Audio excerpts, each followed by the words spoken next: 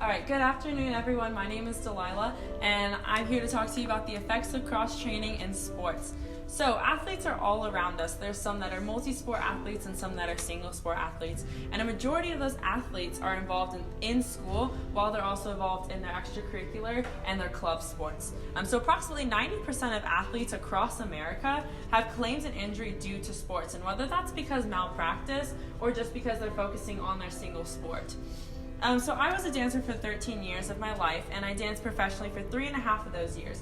And I cross-trained in swimming and in running, and this allowed me to build my stamina as well as focus on some muscle groups that I wasn't actively focusing on in dance. So when the cross-training began, the results were easily identifiable, and they were in my face about the overall performance. And that wasn't just on stage, it was also in class while I was practicing.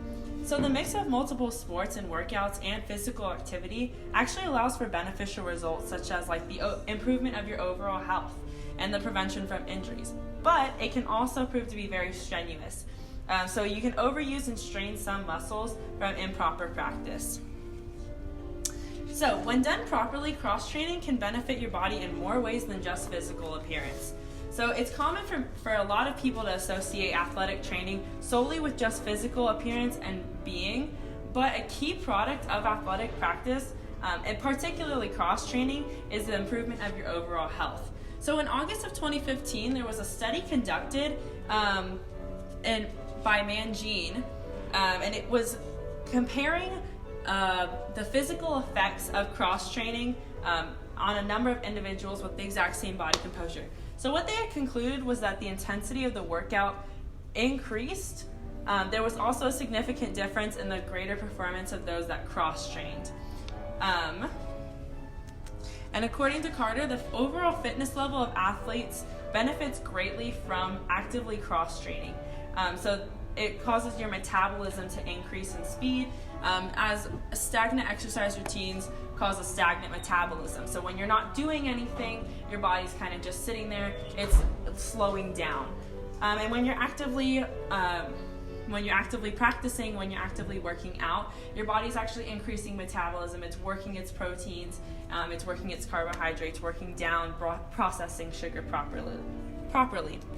As well as there was also a study conducted at Harvard Medical School, and it proved that strength training has actually reduced the process of bone loss, and in some cases, it actually proved that bone growth. So including resistance workouts in your training can actually result in your enhanced strength and stability. So single sport athletes tend to use the same muscles during every practice and competition, so the body then becomes burnt out, or it becomes exhausted easier and more frequently than multi-sport athletes. So cross-training allows for your relaxation and gives the muscles that are more commonly used a chance to recover for a period of time while others are being focused on, and then in return it actually prevents injury due to exercise. So according to CORE, changing and alternating muscle groups during your practice can actually aid in balancing strength and stability of muscles of both the dominant and non-dominant sides of your body. And furthermore, according to Walker, balancing the strength and flexibility throughout your body will assist in your natural alignment and prevent muscle pulls and tears from overexertion in one muscle area.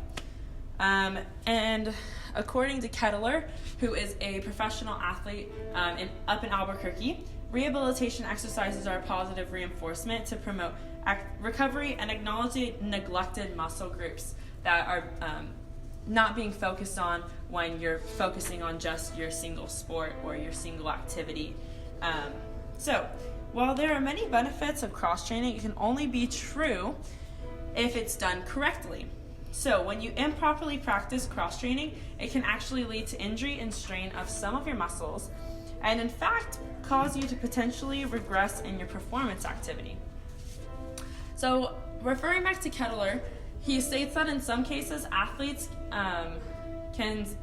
see cross-training as a time to focus on reinforcing the muscles and being used regularly. So exercise becomes very strenuous, and then the result it results in misalignment of the spine and body overall. And then Mihaela, who is a professional dancer and instructor, states that poor training habits can lead to strains and imbalances of muscles, and even a more severe outcome would be the possibility of a bone fracture. So when you're continuously just malpracticing, it can cause fractures in your bone, it can cause strains, it can cause your muscle to tear, and it takes a longer time for that to recover. Also, coaches do have a large impact on athletes and like what they're performing and what they're practicing. So they can influence their athletes to add gym time, and that's solely focusing on staying on top of their game rather than just switching it up and working on something that could be more beneficial in, specific areas. So in closing, the effects on performance due to cross-training have proven to be beneficial and harmful by improving overall health and aiding in the recovery of injuries, but there's also that risk of injury due to strenuous malpractice of your cross-training. But incorporating cross-training in your everyday physical training will allow your performance to succeed when it's all done properly. So thank you for listening to my speech.